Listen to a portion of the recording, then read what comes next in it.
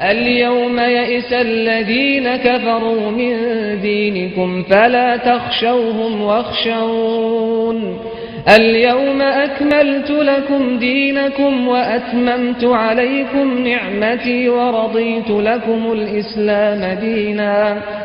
بسم اللہ الرحمن الرحیم. الحمد للہ رب العالمین وصلی اللہ علی محمد وآلہ الطاہرین ولعنۃ اللہ علی اعدائہم اجمعین الی قیام یوم الدین. وقال سبحانہ وتعالی ولقد بعثنا فی کل امۃ رسولا. خداوند تبارک و تعالیٰ کا ارشاد ہے کہ ہم نے ہر امت میں رسول مبعوث فرمائے.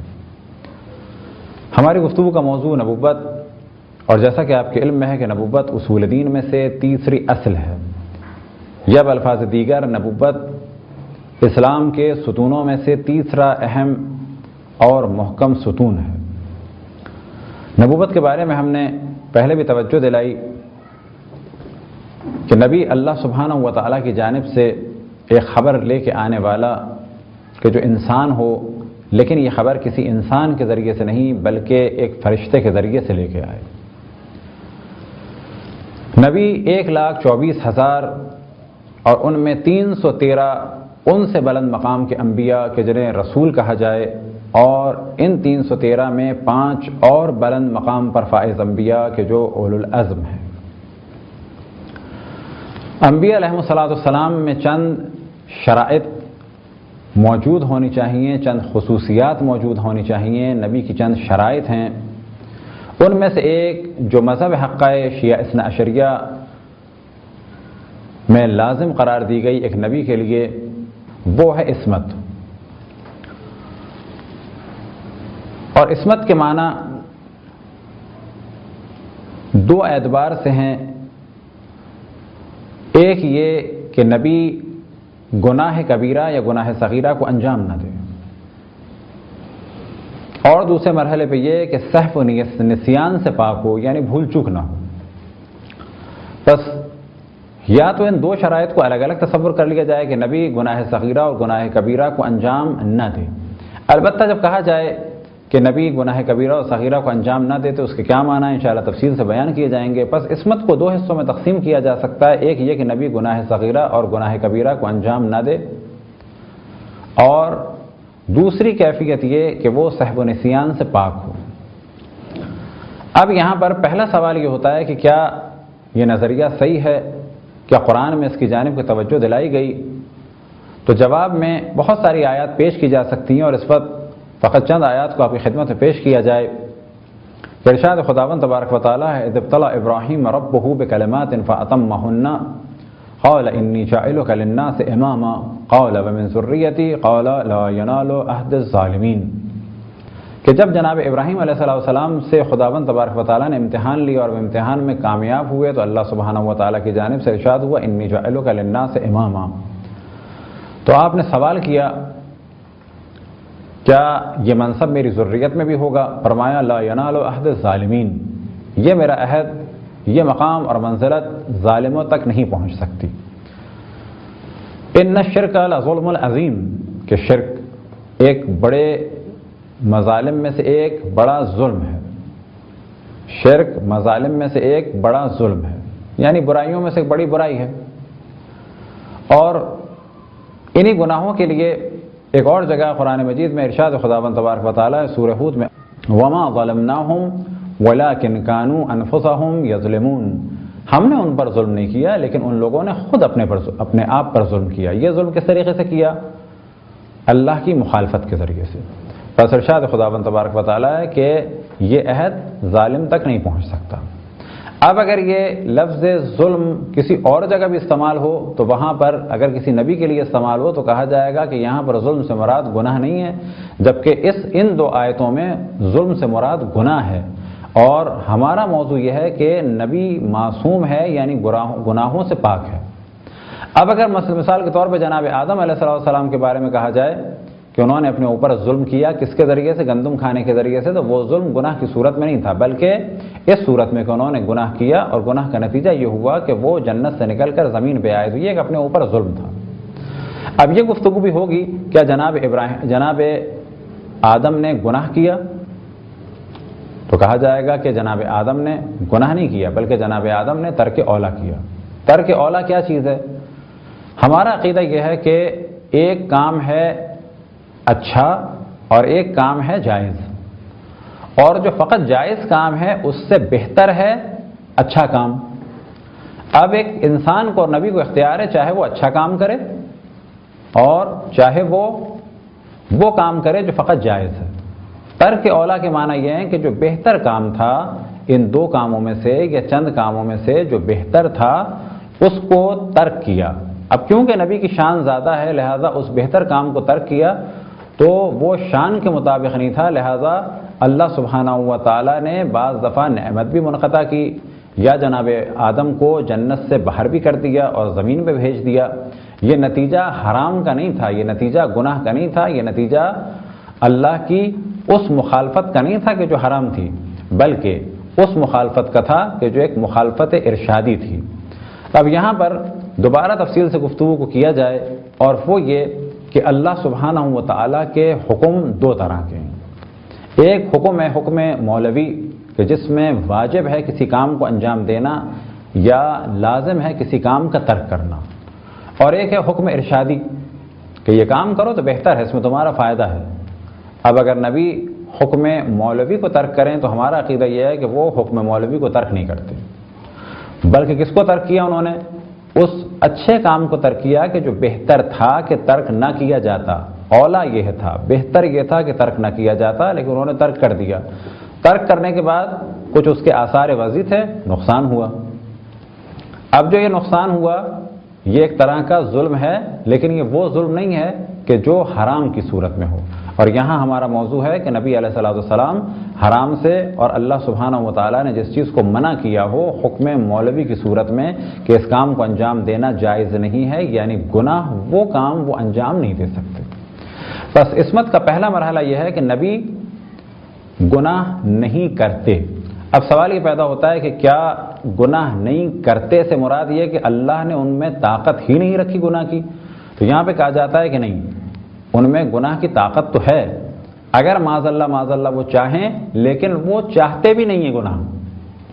پہلا مرحلہ، کیا ان میں طاقت ہے؟ کہا جائے گا بالکل ہے، لیکن کیا وہ گناہ کی جانب رغبت رکھتے ہیں، کیا گناہ کا تصور بھی کر سکتے ہیں؟ تو کہا جائے گا نہ وہ گناہ کا تصور کرتے ہیں، نہ وہ گناہ کا ارادہ کرتے ہیں، نہ گناہ کو وہ انجام دیتے ہیں۔ ان تینوں مرحلوں سے بالکل پاک اور پاکیزہ ہے۔ ایک واقعہ سلسلے میں بیان ہو، کسی شخص نے ایک عالم دین سے پوچھا کہ یہ کیسے ممکن ہے کہ یہ تو مان لیا کہ نبی گناہ نہیں کرتے، امام گناہ نہیں کرتے، لیکن یہ جو آپ نے کہا کہ وہ ارادہ بھی نہیں کرتے اور سوچتے بھی نہیں، تو یہ کیسے ممکن ہے؟ تو جواب بہت زیادہ مناسب تو نہیں الفاظ کے اعتبار سے، لیکن حقیقت یہ ہے کہ اس سے بہتر کوئی جواب نہیں ہو سکتا کسی آدمی کو یہ سب مراحل سمجھانے کے لیے۔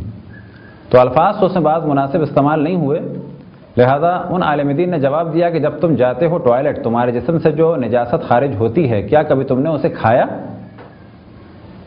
اب اس آدمی کو شوق لگا، اس نے کہا کہ نہیں۔ کہا کبھی ارادہ کیا؟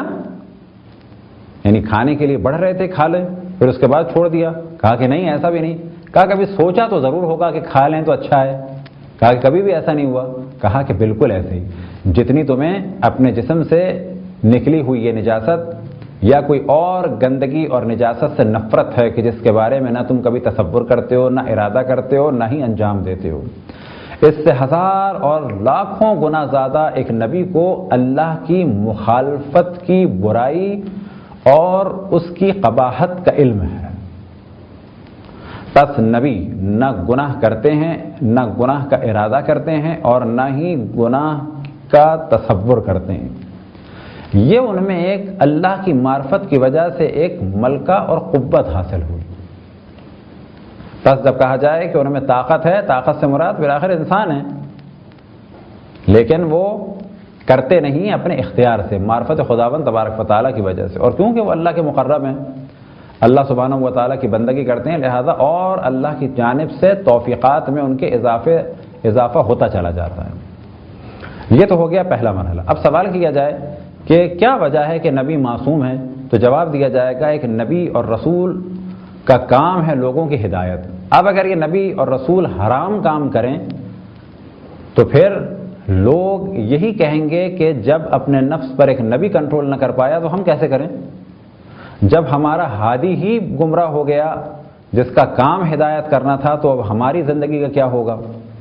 لہذا ہم تمام انبیاء علیہ السلام کو پاک اور پاکیزہ مانتے ہیں، کیونکہ ان کا کام ہے لوگوں کی ہدایت۔ اگر یہ خود معاذ اللہ گمراہ ہو جائیں، چاہے وہ ایک سیکنڈ کے بھی 1000ویں حصے کے برابر ہو، تو وہ لوگوں کے لیے کیا رول ماڈل بنیں گے؟ اسی طرح سے عصمت کا جو دوسرا مرحلہ ہے یا نبی کی جو دوسری شرط ہے وہ ہے سہو و نسیان سے پاک ہونا۔ البتہ پہلا والا مرحلہ اپنے ارادے اور اختیار سے ہے اور ساتھ میں کچھ توفیقات الہی شامل ہے، لیکن یہ دوسرا مرحلہ جو ہے یہ خالصتاً اللہ سبحانہ و تعالیٰ کی جانب سے ہے۔ کیوں کہ اللہ سبحانہ و تعالیٰ کے مطیع و فرما بردار ہیں اور اللہ نے لوگوں کی ہدایت کے لیے بھیجا ہے، لہٰذا یہ بھول چوک بھی نہیں کرتے۔ ایسا نہیں ہے کہ بھولے سے کبھی یہ ظلم کر دیں، ایسا نہیں ہے کہ بھولے سے کبھی یہ کوئی نجاست کی چیز کھا لیں، ایسا نہیں ہے کبھی یہ بھولے سے گالی دے دیں، ایسا نہیں ہے کبھی یہ بھولے سے کوئی ظلم کر جائیں۔ وجہ کیا ہے کہ اگر یہ بھولے سے بھی کر جائیں تو لوگ یہی سمجھیں گے کہ نبی باطل کام انجام دے رہے ہیں، حرام کام انجام دے رہے ہیں۔ مثال کے طور پہ معاذ اللہ ایک نبی تنہائی میں ایک جگہ پانی رکھا ہو، دوسری جگہ شراب رکھی ہو، تو ہمارا عقیدہ یہ ہے کہ وہ بھول کر بھی شراب کی جانب ہاتھ نہیں لے جا سکتے۔ ایسا نہیں ہے کہ وہ شراب کی جانب ہاتھ لے جائیں اور معاذ اللہ وہ شراب پی لیں۔ ہاں عام انسان یہ کر سکتا ہے، ہمارے لیے ممکن ہے کہ ہم شراب پی لیں بھولے سے، تو کہا جائے گا بھولے سے شراب پی لی کوئی گناہ نہیں ہے، لیکن نبی کے لیے یہ چیز ممکن نہیں ہے۔ وجہ کیا ہے کہ یہ ایک اللہ کی جانب سے منصب ہے اور وہاں پر یہ شرط ہے کہ نبی ایک گناہ سے پاک ہو اور ساتھ ہی اس طرح سے سہو و نسیان سے بھی پاک ہو۔ تو نبی گناہ سے بھی پاک اور سہو و نسیان سے بھی پاک۔ یہ مذہب اہل تشیع، مذہب حقہ شیعہ اثنا عشری، تعلیمات قرآن و اہل بیت کا نتیجہ یہ ہے کہ ہم انبیاء کو معصوم مانتے ہیں، اور معصوم کے عصمت کے دو مرحلے ہیں، معصوم کی عصمت کے دو مرحلے ہیں، ایک گناہ چاہے وہ کبیرہ ہو چاہے صغیرہ اس سے بچنا اور اپنے ارادے اور اختیار سے، اور دوسرا مرحلہ ہے سہو و نسیان، یعنی بھول و چوک سے بھی کسی غلط کام کو انجام نہیں دے سکتے، یا حتیٰ بھول چوک کے بھی کچھ نہیں کرتے۔ اس مسئلے میں ہمارے برادران اہل سنت عام طور پہ اعتراض کرتے ہیں اور قرآن سے دلائل لے کے آتے ہیں کہ انبیاء نے غلط کام کیے، انبیاء نے گناہ کیے، جبکہ ہم کہتے ہیں کہ جس طرح سے اللہ سبحانہ و تعالیٰ کے بارے میں نسیان کی نسبت دی جاتی ہے، وَنَسِيَهُمْ سورۃ توبہ میں نسوا اللہ ونسیہم، وہ اللہ کو بھول گئے اور اللہ نے انہیں بھلا دیا، یہاں پر تعویل کی جاتی ہے۔ تعویل کیا مراد ہے تعویل کی؟ کہ جب صحیح معنی مناسب نہ ہو تو ان کو ایک محاورتی اور مجازی اور پھر تعویل کا کام کیا جاتا ہے کہ اس کو محاورے یا مجاز میں لے جایا جائے۔ بس جب کہا جائے کہ انہوں نے اللہ کو بھلا دیا، اللہ نے انہیں بھلا دیا، تو اس کا ترجمہ کیا جائے گا ان لوگوں نے اللہ کو بھلا دیا اور اللہ نے ان کو ان کے حال پر چھوڑ دیا، نہ یہ کہ اللہ نے بھلا دیا۔ کیا اس آیت کے ذریعے سے یہ معاذ اللہ نتیجہ نکالا جا سکتا ہے کہ اللہ کو سہو و نسیان ہوتا ہے؟ ہم کہیں قطعاً نہیں ہوتا۔ بس کہا جائے قرآن میں جو نسیان لکھا ہے یہ کیا مراد ہے بھولنے کی بات؟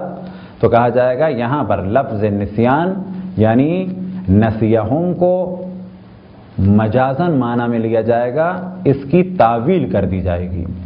لہذا ہمارے اور اہل سنت میں ایک اہم موضوع آتا ہے تعویل کا، جس میں وہابیوں نے بہت زیادہ شدت کی کہ قرآن میں جو لکھا ہے وہی ہے، تو لہذا کہا جاتا ہے ید اللہ فوق ایدیہم، کیا خدا کا ہاتھ سب ہاتھوں کے اوپر میں، یعنی اس طرح سے ہاتھ رکھے ہوئے؟ ہم کہتے ہیں نہیں، خداوند تبارک و تعالیٰ کا ہاتھ سب ہاتھوں کے اوپر ہے، یعنی خداوند تبارک و تعالیٰ کی طاقت تمام طاقتوں سے برتر ہے، لا حول ولا قوت الا باللہ، نہ یہ کہ خداوند تبارک و تعالیٰ کا ہاتھ ہے۔ وہابیوں کے بڑے عالم دین شیخ عبداللہ ابن باز جو مفتی اعظم سعودی عرب بھی تھے، ایک زمانے میں جب آغا خوئی رضوان اللہ تعالیٰ علیہ حج کے لیے مکے گئے اور زیارت خانہ کعبہ اور زیارت مرقد رسول اللہ صلی اللہ علیہ وسلم سے اور مشرف ہوئے، تو وہاں پر مختلف علماء سے ملاقات ہوئی اور انہی میں سے عبداللہ ابن باز نے ایک سوال کیا تعویل کے بارے میں کہ آپ لوگ قرآن کی تعویل کیوں کرتے ہیں؟ تو آپ نے فرمایا کہ تعویل ضروری ہے، بعض جگہ تعویل کرنی پڑتی ہے۔ کہا نہیں، جو لکھا ہے وہی ہے۔ اب یہ ذہن میں رہے کہ عبداللہ ابن باز نابینا تھے، تو آغا خوئی نے ایک آیت کی تلاوت کی، وَمَنْ كَانَ فِي هَٰذِهِ الْأَعْمَىٰ فَهُوَ فِي الْآخِرَةِ أَعْمَىٰ وَأَضَلُّ سَبِيلًا، جو اس دنیا میں اندھا ہے وہ آخرت میں بھی اندھا ہے اور گمراہ ترین لوگوں میں سے ہے۔ تو آپ نے سوال کیا کیا اس آیت کی تعویل کی جائے گی اسی معنی میں؟ اب اگر اس معنی میں لیے جائے تو اس کے معنی کیا ہوں گے کہ جو اس دنیا میں اندھا ہے وہ آخرت میں بھی اندھا گمراہ لوگوں میں سے ہے، یعنی عبداللہ ابن باز نابینا ہیں بس وہ آخرت میں بھی نابینا ہوں گے اور گمراہ ہوں گے۔ تو انہیں غصہ آیا۔ بس اس آیت کی تعویل ضروری ہے۔ تعویل کیا ہے اس کی؟ کہ جس نے اس دنیا میں حق کو نہیں پہچانا، اللہ کی نشانیوں کا انکار کیا، حق کو دیکھتے ہوئے حق کو جھٹلایا، کیونکہ اس نے یہاں پر حق کا انکار کیا، پس وہ وہاں پر بھی حق سے دور رہے گا۔ یہاں پر اس طرح سے نابینا تھا، وہاں پر اس طرح سے نابینا ہوگا، اور یہی گمراہ ترین لوگوں میں سے ہے۔ پس یہاں پر لفظ اعمیٰ کی تعویل کرنی ہوگی، اور اگر تعویل نہ کریں، اندھے کو، اعمیٰ کو اندھے کے معنی میں لیں، فزیکلی اندھے کے معنی میں لیں، تو کیا ہوگا اس کا نتیجہ؟ کہ جو بھی اس دنیا میں اس وقت فزیکلی اندھا ہے وہ چاہے مومن ہی کیوں نہ ہو، تو قرآن کیا کہتا ہے کہ جو اس دنیا میں اندھا ہو وہ اس دنیا میں بھی اندھا ہوگا معاذ اللہ، اور آخرت میں کیا ہے؟ وہ اندھا ہے اور گمراہ ترین لوگوں میں سے ہے۔ یعنی ہر فزیکل نابینا کو کہا جائے گا یہ گمراہ لوگوں میں سے ہے، جبکہ یہ قطعاً غلط ہے۔ ممکن ہے ایک دنیا میں نابینا ہو لیکن انتہائی بہترین مسلمان ہو، بہت ہی مومن و پاک و پاکیزہ شخص ہو، لیکن قرآن سے یہ غلط معنی نکالے جا سکتے ہیں۔ اب یہاں ضرورت ہے قرآن کی تعویل کی جائے، قرآن کے اس لفظ کو یعنی اعمیٰ کو مجاز میں استعمال کیا جائے۔ اب جس طرح سے ان آیات کو ہم مجازاً ان آیات کے الفاظ کو ہم مجاز پر حمل کرتے ہیں اور الفاظ کے معنی مجازی لیتے ہیں، اسی طرح سے جب یہاں پر تعویل جائز ہے تو اللہ سبحانہ و تعالیٰ کے بارے میں یا پھر اگلے مرحلے میں انبیاء علیہم السلام کے بارے میں اگر چند الفاظ ہوں تو یہ دیکھنا ہوگا آیا مجازاً ان کو عرب استعمال کرتے تھے، اور اگر مجازاً استعمال کرتے تھے تو ان کو مجازاً لیا جائے گا۔ لہذا بعض جگہ انبیاء علیہم السلام کی بڑی توہین ہوئی۔ اتفاق سے صحیح بخاری میں اس قسم کی بہت روایتیں ہیں کہ ایک تو جناب موسیٰ کے بارے میں کہ معاذ اللہ وہ اپنی قوم کے سامنے برہنہ حالت میں آ گئے، جبکہ ہمارے یہاں اس قسم کی تمام روایتوں کی مذمت ہے۔ وہ واقعہ کیا ہے؟ وہ واقعہ یہ کہ بنی اسرائیل نے اس قسم کا پروپیگنڈا کیا کہ معاذ اللہ جناب موسیٰ کو کوئی بیماری ہے۔ اب یہ روایت ہے خود صحیح بخاری میں۔ نتیجہ کیا ہوا کہ جی بنی اسرائیل کے درمیان جب پروپیگنڈا ہوا تو اللہ نے کیا کیا معاذ اللہ کہ جب جناب موسیٰ نہانے گئے معاذ اللہ تو پتھر کپڑے لے کے بھاگ گیا۔ اور یہ سب کچھ کیوں کیا اللہ نے اہتمام؟ پھر معاذ اللہ کے ساتھ عرض کیا جائے کہ روایت صحیح بخاری میں کہ اللہ یہ دکھانا چاہتا تھا کہ جو تم احتمال دے رہے ہو کہ جناب موسیٰ کے عضو مردانگی میں کسی قسم کی بیماری ہے وہ غلط ہے، لہذا اللہ یہ دکھانا چاہتا تھا کہ یہ جسمانی طور پہ نارمل ہے، معاذ اللہ معاذ اللہ۔ تو نتیجہ کیا ہوا؟ کپڑا پتھر لے کے بے حکم خداوند تبارک و تعالیٰ بھاگا، اور صحیح بخاری کے الفاظ ہیں کہ معاذ اللہ جناب موسیٰ قوم کے درمیان اسی حالت میں آ گئے۔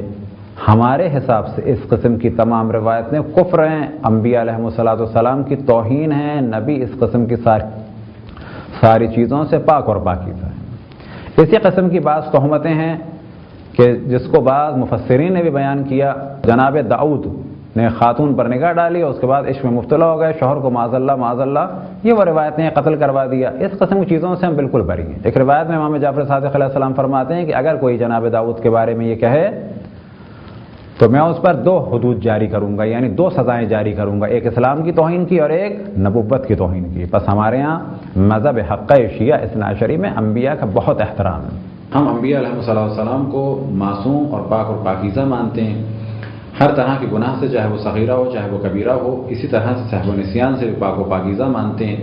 اب رہ گیا سوال یہ کہ بعض آیات قرآن مجید میں ایسی ہیں کہ جن سے انبیاء علیہ السلام کی ذات میں یا ان کے کردار میں یا فعل میں نقص ظاہر ہوتا ہے، تو یاد رکھیں جس طرح سے اللہ سبحانہ و تعالیٰ کے بارے میں بعض آیتوں کی تعویل کی جاتی ہے، مثال کے طور پہ کہ جہاں پر اللہ سبحانہ و تعالیٰ کو نسیان کی نسبت دی گئی، یعنی نسیہم کہ اللہ سبحانہ و تعالیٰ نے ان کو بھلا دیا، جب ہم وہاں پر تعویل کریں گے تو بالکل ایسے ہی جہاں جہاں پر بھی انبیاء علیہ السلام کے بارے میں کوئی نقص کا تصور کیا جائے تو وہاں پر ہم تعویل کریں گے، اور ان معنی کو حقیقی معنی کے بجائے مجازی معنی میں لیا جائے گا۔